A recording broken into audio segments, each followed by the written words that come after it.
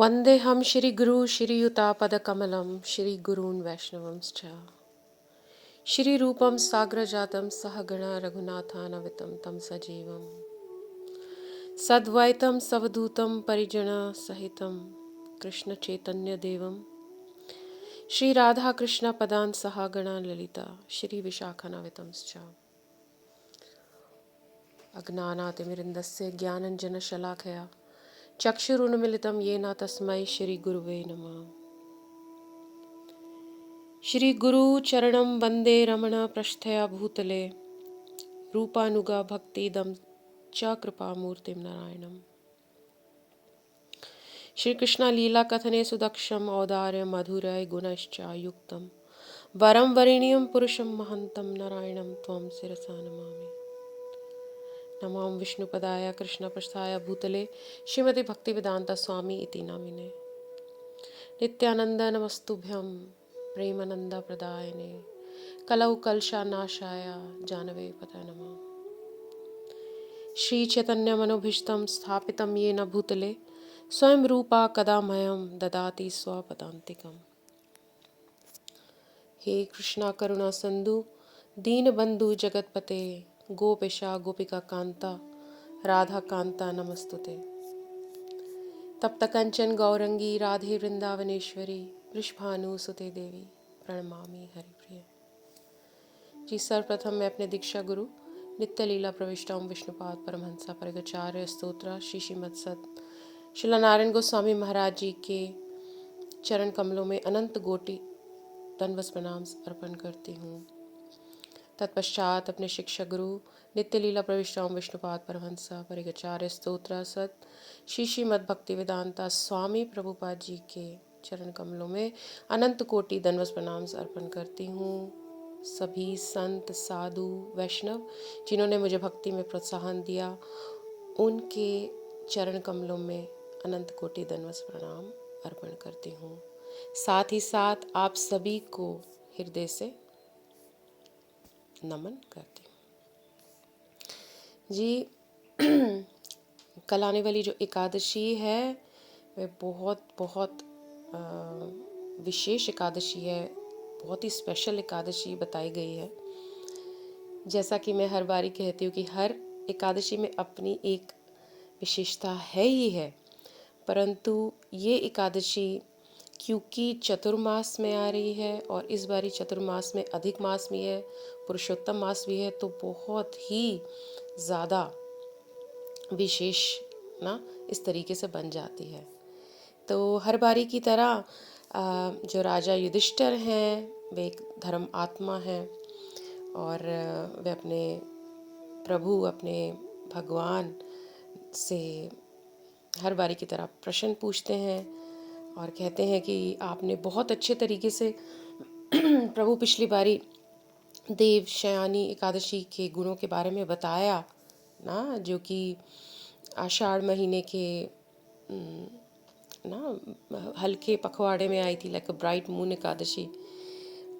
परंतु अब आप हमें बताएं ना मनुष्यों के हित के लिए, जन कल्याण के लिए, कि ये जो श्रावण मास में एकादशी आई है जुलाई अगस्त के समय में कृष्ण पक्ष में ना, जो ये जो एकादशी आई है इसकी क्या महानता है, इसकी क्या विशेषता है, इसका क्या नाम है, इसके क्या लाभ हैं, इससे जुड़ी हुई कथा क्या है। तो फिर से उनसे अनुरोध करते हैं कि आप अपने वैभव के बारे में बताएं। इन सब इनका वैभव ही तो है, एकादशी तिथि जो है इनका वैभव है ना। एकादशी हृदय से उनके प्रकट हुई है, किस लिए, हम सबको बचाने के लिए। तो ये सब He's full of opulences, he's full of compassion। तो कहते हैं कि आप बताएं। बहुत विनम्रता से उन्होंने उनसे बोला। तो उन्होंने कहा कि मैं, हे राजन, ज़रूर तुमको इस पवित्र उपवास के बारे में बताऊंगा, इससे जुड़े हुए जो आशीर्वाद हैं, जो लाभ हैं, जो कथा है, सब बताऊंगा। और फिर वो बताने लगे कि एक बारी यही प्रश्न नारद मुनि जी ने अपने पिता ब्रह्मा जी से पूछा था, है ना। और जो पिछली शायनी एकादशी भी थी शायद, उसमें भी नारद मुनि ने ही ऋषिवर ने अपने पिता से प्रश्न पूछा था शायनी एकादशी के बारे में। तो इस बारी फिर से यही प्रश्न उनके द्वारा भी किया गया था। तो अब हम चल पड़ते हैं किस और, ब्रह्मा जी और नारद मुनि के बीच में क्या संवाद हो रहा है।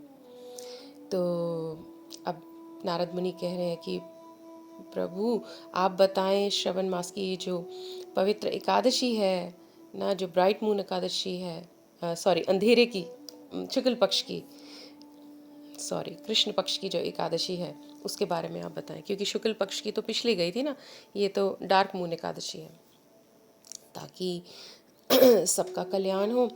आप तो प्राणियों के अधिपति हैं, है ना, आप जल में जन्मे कमल के सिंहासन पर विराजमान है ना। कभी भी किसी से हमें कुछ चाहिए होता है ना, किसी भी भगवान से, किसी भी देवता से ना, ईश्वर से या हरि से ना, तो हमें हमेशा उनकी स्तुति जरूर करनी चाहिए। तो आप हमेशा देखेंगे कि एकादशी की कथा में हमेशा युधिष्ठिर महाराज जब भी उनसे कुछ प्रश्न करते हैं तो उनके बारे में कहते हैं कि आपका वैभव बहुत है, आप के अंदर ना आप कृपा के सागर हैं। उसी प्रकार से अब नारद मुनि जी भी कह रहे हैं ब्रह्मा जी से, उनकी स्तुति कर रहे हैं कि भाई आप तो प्राणियों के अधिपति हैं, आप तो ना जल में जन्मे कमल के सिंहासन पर विराजमान है। प्रभु आप हमें बताएं कि ना कैसे हम इस एकादशी का उपवास रखें, और क्या इससे बड़ी स्पेशल चीज़ें क्या जुड़ी हुई हैं जिनको सुनने से सबका लाभ हो। तो अब ब्रह्मा जी बहुत खुश हुए हर बारी की तरह, कह रहे हैं मेरे प्रिय पुत्र नारद,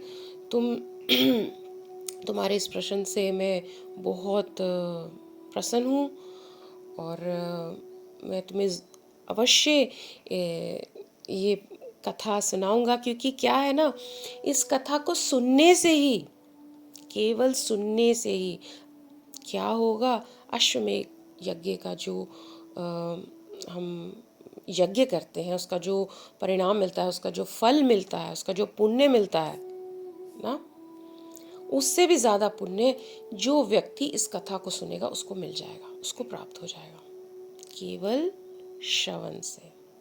श्रवण मास की ये जो एकादशी है, कामिका एकादशी इसको कहते हैं, इस एकादशी की कथा को केवल सुनने से ही आपको इतना बड़ा फल मिल जाता है। यद्यपि हम इस फल के पीछे नहीं हैं, मगर ऐसे भी कितने जीव हैं जो अभी भगवान की अनन्य भक्ति के लिए नहीं आगे बढ़ रहे हैं ना।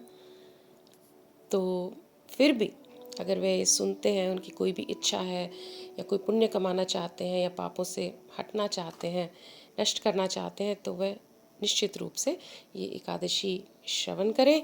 और कोई दिन ऐसा भी आएगा जब उनको भगवान से प्रेम करने की इच्छा जाग जाएगी, तब वह एकादशी केवल भगवान की भक्ति के लिए, उनके प्रेम के लिए ही रखेंगे।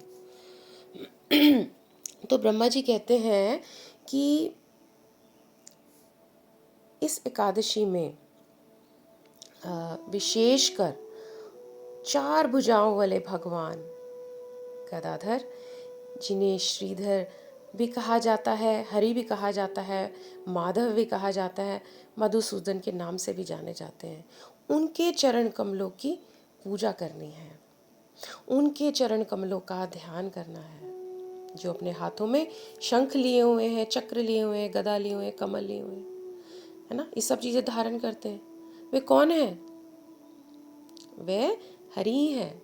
वे कौन है? वे कृष्ण ही है। तो ब्रह्मा जी ये नारद मुनि को बता रहे हैं कि इस महीने में, इस एकादशी पे खास कर हरि के रूप का ध्यान करना है, उनके चरणों का ध्यान करना है, उनके चरणों की पूजा करनी है ना। वैसे तो एकादशी तिथि है ही हरि माधव तिथि है। और एकादशी का मतलब ये है कि माधव भगवान के निकट रहना है, समीप रहना है, उनका स्मरण करना है। मगर देवता के रूप में भी उन्होंने कहा है कि हरि जो विष्णु है, जो नारायण है, उनकी ही पूजा करनी है। तो इन वे कृष्ण की ही पूजा करनी है। क्योंकि कई बारी ऐसा ऐसा पुराणों में बताया जाता है कि भाई इस एकादशी की कथा में खासकर हमको इन देवता की पूजा करनी चाहिए, खासकर इन ईश्वर की पूजा करनी चाहिए, है ना। तो इसमें ये माधव तिथि तो है ना। Ultimately everything is coming from Krishna. Krishna अवतार ही है, is the source of everything, और हमको उन्हीं का चिंतन करना है।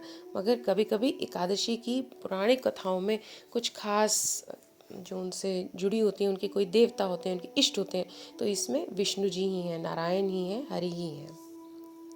तो कहते हैं ऐसा करने से क्या होगा, बहुत ही ज़्यादा पुण्य प्राप्त होगा।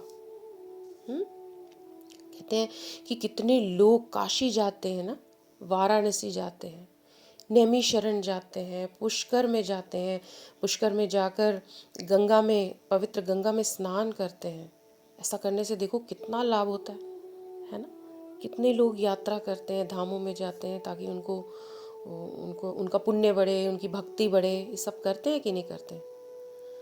तो ब्रह्मा जी कह रहे हैं ये सब करने से क्या होता है, आपको सुकृति मिलती है, आपको पुण्य मिलता है, मगर ये एकादशी का व्रत करने से और हरि का ध्यान करने से इन सब से अधिक आपको सुकृति मिलती है, फल मिलता है। जो भी भगवान कृष्ण की पूजा करता है, विशेष रूप से पूरे चतुर्मास में, स्पेशली अब तो अधिक मास भी आ गया, पुरुषोत्तम मास भी है इसी में, और एकादशी ऊपर से, उसको तो बहुत ही अधिक पुण्य मिलेगा। हिमालय में लोग जाते हैं क्योंकि श्रवण का मास चल रहा है, तो केदारनाथ जी के दर्शन करने जाते हैं। सूर्य ग्रहण के दौरान कुरुक्षेत्र में स्नान करने जाते हैं। कितने दान करते हैं। पूर्णिमा के दिन गोदावरी या गंडकी नदियों में स्नान करते हैं, जिस समय सिंह राशि और कोई और राशि भी है, सिंह राशि और कोई और राशि भी है जिनका अच्छा मिलन हो रहा होता है उस समय। That is a very prime time. उस समय लोग जाते हैं नदियों में स्नान करने। वो कितना शुभ माना जाता है, उसका कितना पुण्य मिलता है। परंतु जो कामिका एकादशी का व्रत करता है उसको इन सब का जो फल है उससे भी बहुत अधिक मात्रा में फल मिल जाता है, केवल एकादशी का व्रत करने से। अब कितने प्रकार के पिछले जन्मों में हमारे से पाप हो जाते हैं, और आजकल तो क्योंकि इतनी ज़्यादा मॉडर्न सोसाइटी है कि बच्चा, मैं सुनने में कितना आता है कि ना कितनी मेडिसिन्स ले लेती हैं मदर्स कि बच्चा पैदा ना हो, मेडिकेशंस पे रहते हैं। तो कितने, अगर पता चलता है कि बच्चा हो रहा है, किसी मदर ने कंसीव कर लिया है, तो वो क्या कर देते हैं, उसको मरवा देते हैं। तो ये सब जो चीज़ें हैं आजकल बहुत ही कॉमन मानी गई हैं, परंतु शास्त्रों के अनुसार ये बहुत बड़ा पाप है, बहुत बड़ा पाप है कि अगर आपके गर्भ में कोई जीव आया है तो आप उसका वध नहीं कीजिए। अभी आपको लग नहीं रहा कि वो बच्चा है, अभी एक फीटस ही है, नहीं, अगर आप उसको मतलब मरवाते हैं, उसको ख़त्म करवाते हैं, तो वो एक तरीके से हत्या कहलाई जाती है। तो अगर माताओं लोगों ने इस जन्म में ही ऐसे कुछ कार्य करे हैं या उनके द्वारा अनजाने में ऐसे कार्य हुए हैं, या हमें नहीं पता पिछले जन्मों में हमारे द्वारा ऐसे कोई कार्य हुए हो, सभी लोगों के ऐसे ना बुरे कार्य जिनके द्वारा हुए हैं वो सभी नष्ट हो जाएंगे अगर हम केवल कामिका एकादशी का व्रत का पालन करेंगे। तो अगर आप किसी को जानते हैं जिनसे इस प्रकार का पाप हुआ है, आप निश्चित रूप से ये मैसेज आगे पहुंचा सकते हैं और उनको बोलिए कि ये एकादशी का व्रत करें। जो भक्त हैं उनको तो 24 एकादशी रखनी ही रखनी है, क्योंकि वे समझ गए हैं शास्त्रों का ये उपदेश है ना, उनके ये आदेश हैं। और जो लोग इस भक्ति मार्ग से जुड़ना चाहते हैं या सीरियस होना चाहते हैं, उनको भी 24 की 24 एकादशी रखनी ही रखनी, क्योंकि ये आत्मा का है व्रत। परंतु अगर कोई ऐसा है कि जो भी इसमें इतना विश्वास नहीं रखता है ना, मगर उसको इस बात का दुख है या अपने पापों से डरता है, तो उन तक आप प्लीज़ ये मैसेज जरूर पहुँचाए कि अगर उनके द्वारा ऐसी हत्या हुई है ना, तो वह ज़रूर ये व्रत का पालन करें। और अगर किसी व्यक्ति से किसी ब्राह्मण की भी हत्या हो गई है ना, किसी अगर ब्राह्मण की भी हत्या हुई है, या हमारे द्वारा, हमें क्या पता, हमने किसी ब्राह्मण का वध किया हो, या हमसे कोई गलती हो गई हो जाने अनजाने में, तो उसका भी ये पाप नष्ट हो जाता है। तो हमें क्योंकि पता नहीं है, इसलिए हमको रखना ही रखना चाहिए, है ना। तो फिर क्या होगा, ऐसा करने से उनके इन पापों के लिए उनको दंडित नहीं किया जाएगा। हालांकि किसी को ये मानना नहीं चाहिए कि सिर्फ ना कामिका एकादशी रख लें और हम ये सब उल्टे काम करते रहें, किसी भी ब्राह्मण की हत्या कर दें या किसी भी बच्चे की हम हत्या कर दें जो गर्भ में पल रहा है। नहीं, जानबूझकर ऐसा कार्य कभी नहीं करना है ना। ये तो उन लोगों के लिए जिनसे जाने अनजाने में ये गलतियां हो गई हैं और अब वे पछता रहे हैं। पछता रहे हैं तो भगवान उनको एक अपॉर्चुनिटी दे रहे हैं, कह रहे हैं कि ठीक है तुम कामिका एकादशी रखो, मगर ऐसा नहीं कि हम ऐसा करते ही रहें, गलत कार्य करते रहें और फिर सोचे कि कामिका एकादशी जो है वो तो हमारे पापों को नष्ट कर ही देगी, उसका हमें दंड से वंचित रखेगी। नहीं, ऐसा नहीं है।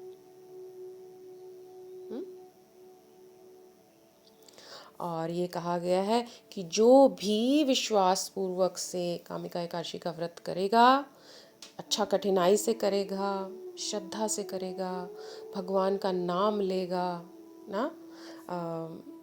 हरदम भगवान का नाम लेता रहेगा, रात्रि में जागरण करेगा, तो उसको कितना उत्तम फल मिलेगा, वो विष्णु लोक को प्राप्त हो जाएगा, वैकुंठ मिल जाएगा, वापस चला जाएगा ना।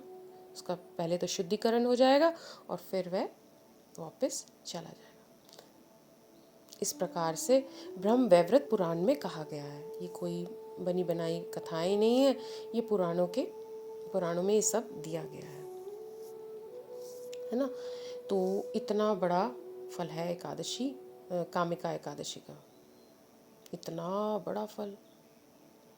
कहते हैं कि अगर कितने आप शास्त्र अध्ययन जो लोग करते रहते हैं, जो कि हमको करने चाहिए, है ना, हमको करना ही है क्योंकि ये लिंब है हमारी भक्ति का।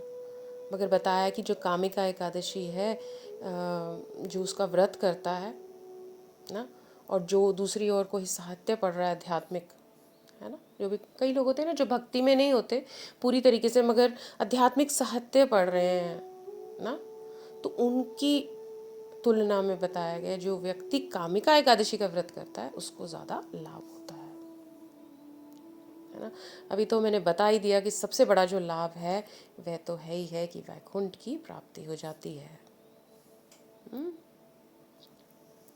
इसीलिए ये सारी बातें कही गई हैं, ये सारे निर्देश दिए गए हैं, ये सब बताया गया है। और कुछ श्रेष्ठ व्यक्तियों ने, ब्राह्मणों ने, वैष्णवों ने इन सब का पालन किया है, तो हमको उनके पदचिन्हों पर ही चलना। कामिका एकादशी से जुड़ी हुई कुछ कथाएं बताई गई हैं।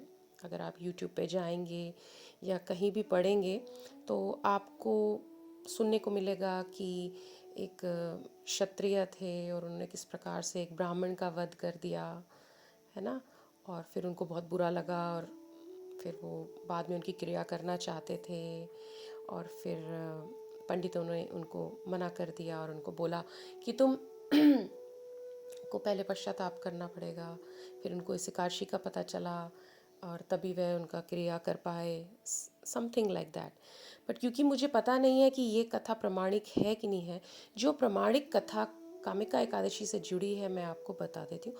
हो सकता है ये भी एक अन्य कथा हो जो प्रमाणिक हो, मगर मेरे ज्ञात में नहीं है, तो इसीलिए मैं इसका पूरा आपको गारंटी नहीं दे सकती ये प्रमाणिक है कि नहीं है। मगर जो मुझे पता है, मेरे ज्ञात में है, जो प्रमाणिक है, वो कथा इस प्रकार से है कि एक बारी की बात है कि नव यौवना तुलसी जी धर्मध्वजा राजा के यहाँ पे पुत्री के रूप में अवतरित हुई थी, और नारायण की तपस्या करने हेतु वे भ्रमण करने लगी। और करते करते ऐसे में उन्होंने देखा कि एक दिन विघ्न विनाशक गणेश जी ना बहुत ही तपस्या में डूबे हुए थे। उन्होंने पीताम्बर डाला हुआ था, बहुत ही सुंदर और शुद्ध ना उनको प्रतीत हो रहे थे। उन्होंने जब उनको देखा तो वह उनकी ओर आकृष्ट हो गई और साथ ही साथ उनका जो गजमुख था उसको देखकर उपहास भी करने लगी। अब जो गणेश जी थे उनकी तो तपस्या भंग हो गई। तो उस कारण उन्होंने पूछा कि भाई हे देवी, तुम कौन हो? क्या तुम यहाँ, तुम्हारा आने का क्या प्रयोजन है? तुम यहाँ क्या कर रही हो? तुम देख नहीं रही कि मैं तपस्या कर रहा हूँ? और इस तरीके से अगर कोई तपस्या कर रहा हो, उसकी अगर तुम तपस्या भंग करो तो कितना पापजनक होता है।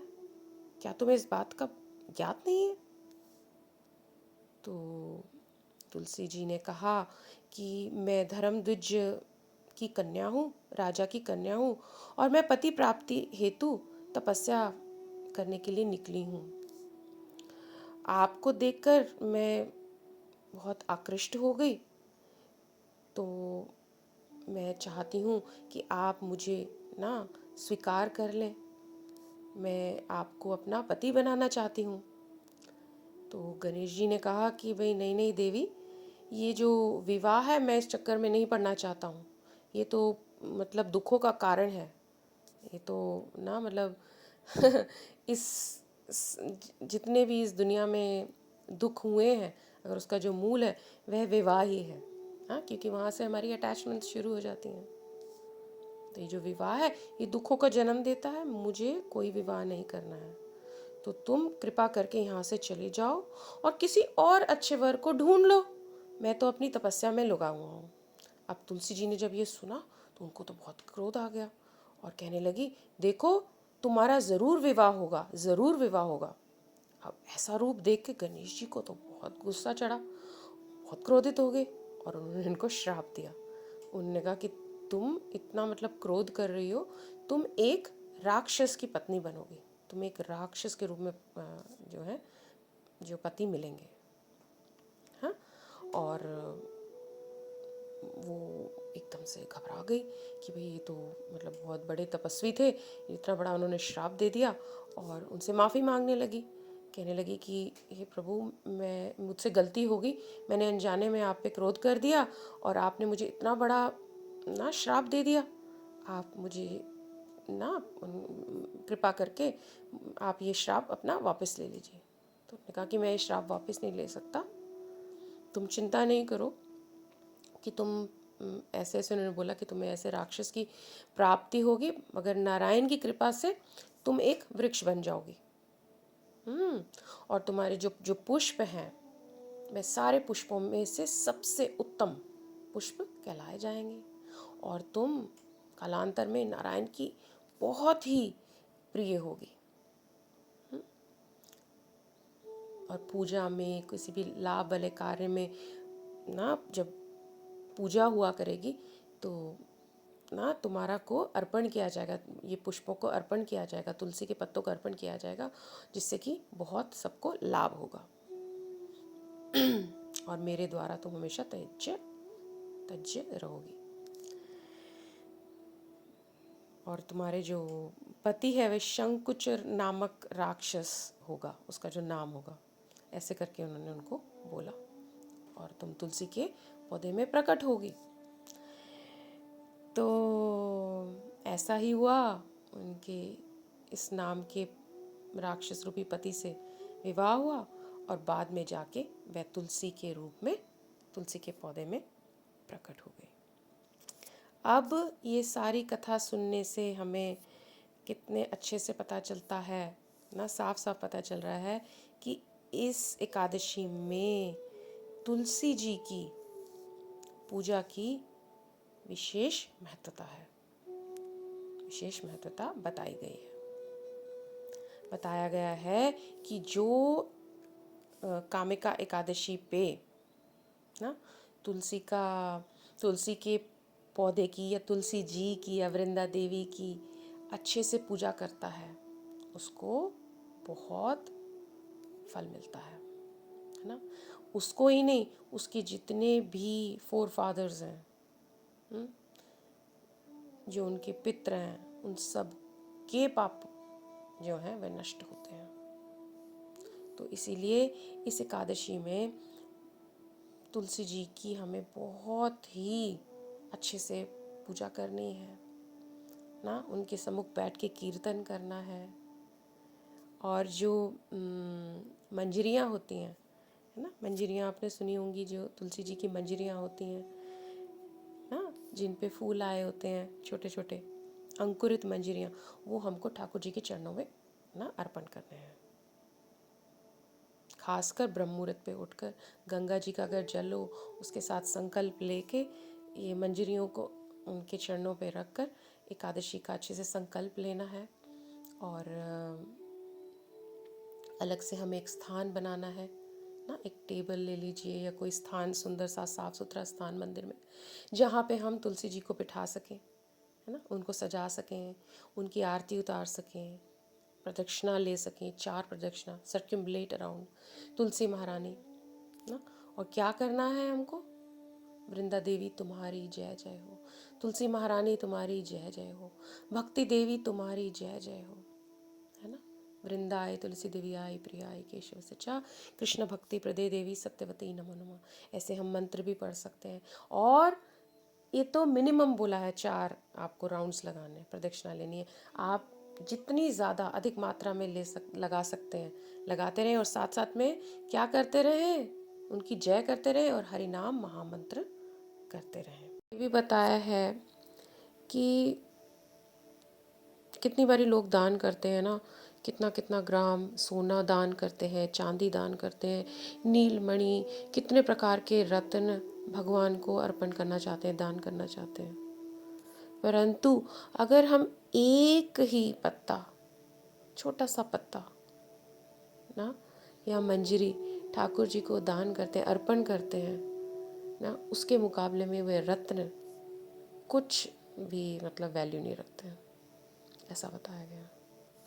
भगवान इन रत्नों से, इन मणिकों से ना, हीरों से बिल्कुल भी प्रभावित नहीं होते हैं तुलसी जी के पत्ते की तुलना में। एक तुलसी जी का पत्ता भगवान के परम व्यक्तित्व को अधिक प्रसन्न करता है। तुलसी जी के साधारण दर्शन से कामिका एकादशी पर कितने पाप हमारे मिट जाते हैं। तो इसलिए आप तुलसी महारानी वृंदा देवी को ज़रूर मेक श्योर कि एकादशी के दिन वो आपके घर पे हों। उनको स्पर्श करने से कितने पाप धुल जाते हैं। तो कामिका एकादशी की इतनी महिमा है। आपने कथा सुन ही लिए है कि उसमें तुलसी जी किस प्रकार से अपने पति को ढूंढने के लिए निकली और तपस्या करने निकली, और किस प्रकार से उनको ये ना कर्स मिला और श्राप मिला। और फिर उन्होंने बताया कि कैसे नारायण जी की कृपा की वजह से वह एक तुलसी का पौधा बन जाएंगी, जो कि नारायण को बहुत प्रिय होगा ना। तो और उसके बाद में कितने लाभ बताए, कितने पुण्य, कितनी सुकृति, यहाँ तक कि वैकुंठ लोक आपको मिल जाएगा अगर आप इसको कठिनाई से, श्रद्धापूर्वक से, रात्रि जागरण करके अच्छे से करेंगे, भगवान का नाम लेते हुए, ठाकुर जी का ध्यान करते हुए, उनके चरणों का, है ना।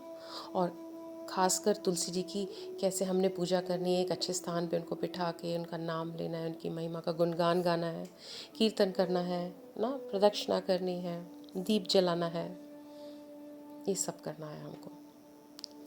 तो मैं आशा करती हूँ कि आप अच्छे से कामिका एकादशी के उपवास का पालन करेंगे। मैंने भरपूर मात्रा में आपको सूचना दी है, कथा बताई है, इसके लाभ बताए हैं, है ना। और हमारा औचित्य यही है कि हमको कृष्ण भक्ति मिले, है ना। तो हम इस औचित्य से एकादशी के उपवास का पालन कर रहे हैं। इस उद्देश्य से उनके भक्तों की, तुलसी महारानी की पूजा करना चाहते हैं ना, उनके भक्त एकादशी देवी की पूजा करना चाहते हैं, उस तिथि को अच्छे से पालन करना चाहते हैं, ताकि भगवान हमसे प्रसन्न हो, क्योंकि उनकी प्रसन्नता में ही सब कुछ है। अगर वह प्रसन्न है तो हम सब प्रसन्न हैं, है ना। मगर क्योंकि बहुत से जीव ऐसे भी हैं जो भी शुरुआत कर रहे हैं, तो उनकी भी जो मांगे हैं, जो उनकी प्रेयर्स हैं डेफिनेटली ठाकुर जी उनसे भी प्रसन्न होंगे और उनकी भी कोई जो डिज़ायर्स हैं वो डेफिनेटली एकादशी देवी के थ्रू फुलफ़िल करेंगे, मैं यही आशा करती हूँ। और इसी के साथ मैं एकादशी कथा को विराम देती हूँ, पर साथ ही साथ क्योंकि श्रवण का मास चल रहा है, चतुर्मास चल रहा है, पहला जो महीना होता है चतुर्मास का वह श्रवण मास कहलाया जाता है, जो कि शिव जी को बहुत प्रिय है ना। शिव जी को मतलब आपने सुना ही होगा कि इसी मास में समुद्र मंथन हुआ था, और समुद्र मंथन में क्या था कि कितनी वस्तुएं निकली थी मंथन होते होते, और साथ में ही मंथन में क्या निकला, जवाहरात तो निकले थे, असंख्य रत्न भी निकले थे, है ना, भारी भारी मात्रा में। परंतु उसके बाद क्या निकला, अधिक मात्रा में विष निकला, है ना, जिसको देखकर सारे देवता दानव सब भयभीत हो गए थे।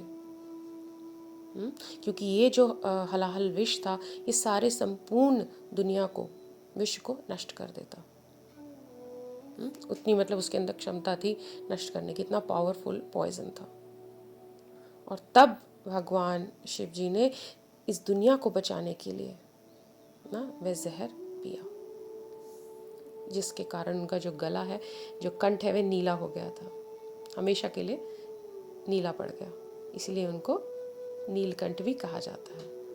तो सभी दुनिया को, सर्वस्त दुनिया को उन्होंने एक बहुत बड़ा जीवन दिया, नया जीवन दिया।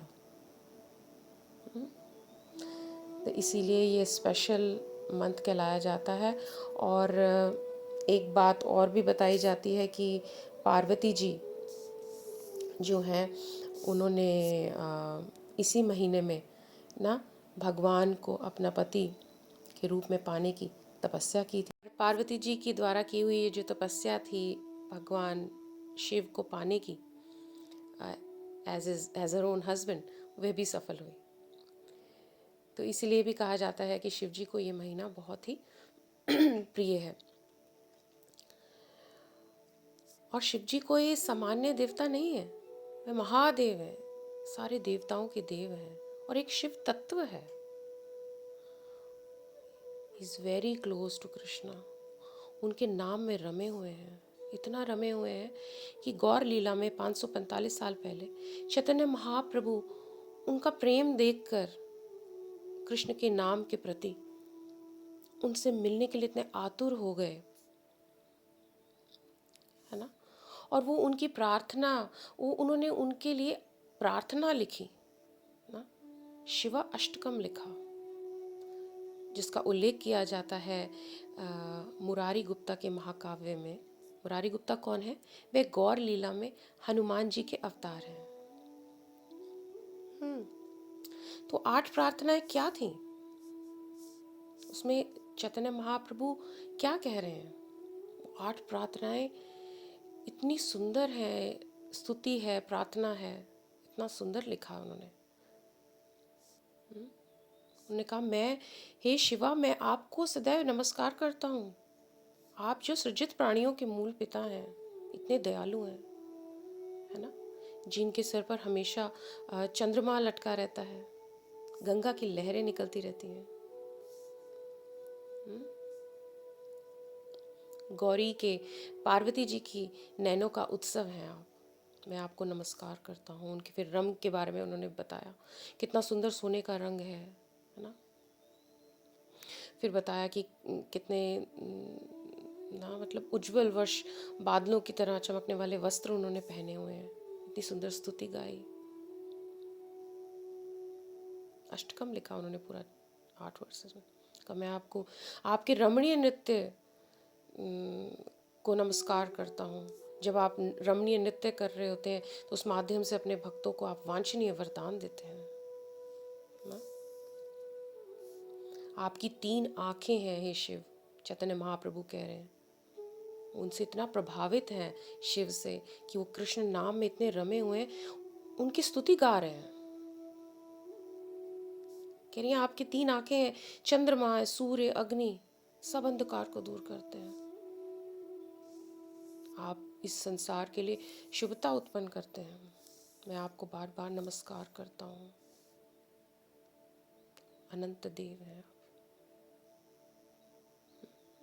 सर्प जो हैं वो आपके इर्द गिर्द ना कंठ से लटके हुए हैं, भाग की आप खाल पहने हुए हैं ना, 1000 पंखड़ियों वाले कमल पर विराजमान है ना, आपकी भुजाएं दीप्तिमान चूड़ियों से सुशोभित है। मैं आपको बार बार नमस्कार करता हूँ। कहते हैं कि आप के कमल जो चरण है वो इतने सुंदर हैं, लाल हैं। उनकी आपके चरणों से अमृत बहता है। जब आप अपने भक्तों के ना शीर्ष पे अपने चरण रखते हैं, उनकी जब जब आप ना रखते हैं, घंटियां जो बजती हैं आपके नुपुर से, आपके चरणों की इतनी सुंदर बजती हैं, उनको बार बार नमस्कार है ना। तो चैतन्य महाप्रभु कह रहे हैं, मैं आपसे कृपा मांगता हूँ कि आप मुझे श्री कृष्ण के प्रति शुद्ध प्रेम प्रदान करें। देखिए, भगवान चैतन्य महाप्रभु कौन है? खुद ही तो है, वे स्वयं कृष्ण है और शिव जी से प्रार्थना कर रहे हैं। तो कई बार लोग मिसअंडरस्टैंड कर जाते हैं कि कौन भगवान है। भगवान तो हरि ही है, भगवान तो श्री कृष्ण चैतन्य महाप्रभु ही है। मगर अपने भक्त की भक्ति देखकर कि उनको, भक्त को मेरे से कितना प्रेम है, भक्त को नाम से, हरि नाम से कितना प्रेम है, उनसे प्रार्थना कर रहे हैं कि हे शिवा, आप मुझे वरदान दें कि मेरे अंदर में शुद्ध प्रेम जागे। मैं आपको बार बार नमस्कार करता हूँ। आप ऐसे मतवाले, एक मधुमक्खी, मतवाली मधुमक्खी के जैसे हैं, भक्तों के राजा हैं, जो असंख्य पवित्र नामों का अमृत पान करते रहते हैं, पगलाए हुए हैं। ऐसा नाम जो समस्त दुखों को नाश करने वाला है, आप ऐसे चिपके रहते हैं मधुमक्खी के जैसे उस नाम को, उसका पान करते रहते हैं। हे प्रभु, आपको बार बार नमस्कार है, भगवान स्वयं कह रहे हैं।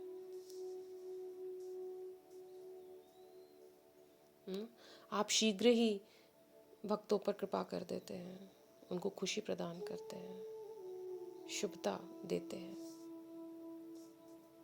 सभी के आप आध्यात्मिक गुरु हैं, उनको बोल रहे हैं, मैं आपको बार बार प्रणाम करता हूँ, है ना। आप गौरी, पार्वती, दुर्गा के नैनों का उत्सव है। और आप ना हर समय, वे उनको बोलते हैं कि आप हर समय गोविंद की लीलाओं की प्रशंसा करते हैं, इतनी उत्सुकता से गान करते रहते हैं। मैं आपको बार बार नमस्कार करता हूँ। तो देखिए, श्रवण मास है, शिव जी को बहुत प्रिय है। ये बड़ा अच्छा अवसर है हम सभी के लिए शिव जी की स्तुति गाने का, और वो स्तुति जो श्री कृष्ण ने चैतन्य महाप्रभु के रूप में खुद कही है। तो इसीलिए ये अवसर ना छोड़िएगा शिव अष्टकम को गाने का, पढ़ने का, सुनने का, और शिव जी से क्या वरदान मांगने का? कृष्ण पे प्रेम, हरि नाम में रुचि, शुद्ध नाम, हमको ये मांगना है ना। तो भगवान तो स्वयं कहते हैं, साधवो हृदय महाम साधुनाम हृदय त्वहम धन्य तेन जानन्ति नाहम तेभ्यो मनागपि। शुद्ध भक्त सदैव मेरे हृदय के भीतर रहता है, और मैं सदैव शुद्ध भक्त के हृदय में रहता हूँ।